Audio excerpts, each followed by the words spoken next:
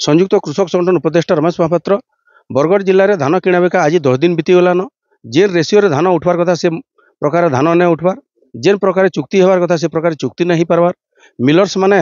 जेन प्रकार धान नेसन घिना बिका सरला मिलर्स माने आउ देखबार के नहीं मिलबार तेल संस्था माने धान किणबार नहीं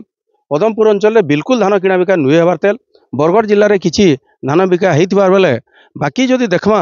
जेनटा रेशम अंचल बरपाली अंचल धान किणा बिका नहीं हबार तेल आज चाषी मैंने धान बिकले जेकि नुआ चाष करें आवश्यक पैसा जेन ताकर अच्छे ताके मेन्टेन पार्बे तार संगे संगे ये जेन चाषबास कर आज्ञा बहुत खर्च बर्च कर तो से लगे धान बिकले जेकि से आवश्यकता के पूरण कर पारसन मोटामोटी जदि कहमा आज पुषमास आसीगलान धान नुए भी कौन नुआ चाष के करेंगे चाषी चिंता करुचे टोकन बरगढ़ जिले में नुए आसबार तेल जी टोकन आसबार कथा जेन प्रकार तमाने धान गिणा बिका करबार कथा से प्रकार आम उत्साह देखबार के नहीं पाइबार धनुयात्रा आरंभ हो तो मोटामोटी धान किणा बिका के नहीं करी चाषी मैंने संपूर्ण असंतोष आज आप देखुवे विभिन्न मंडीर चाषी भाई मैंने आइछन सब कलेक्टर को भेटवार अच्छे और आमर दाबी गुटे न हो जितकी जल्दी पार्छन आज्ञा आम धानटा किणा बिका करा धान किणा बिका हेले आम नुआ चाष कर पारबो धान बिक्री बटारे जेन हो समस्या के नहीं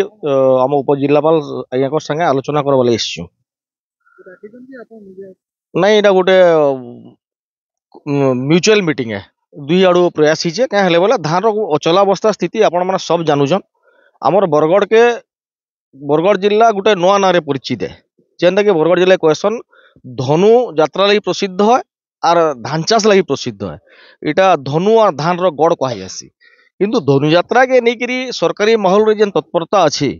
धान बिक्री बटा के देखबार के से तत्परता नहीं मिलबार आगर थर एतकी मिल जाए डिसेम्बर 10 तारीख पाखापाखि बरगढ़ जिले में 50% प्रोक्योरमेंट सरी जाती सेन बट गोटे दुर्भाग्यर कथा आज दिन जाए बरगढ़ जिले 5% भी प्रोक्योरमेंट नहीं हो पारबार के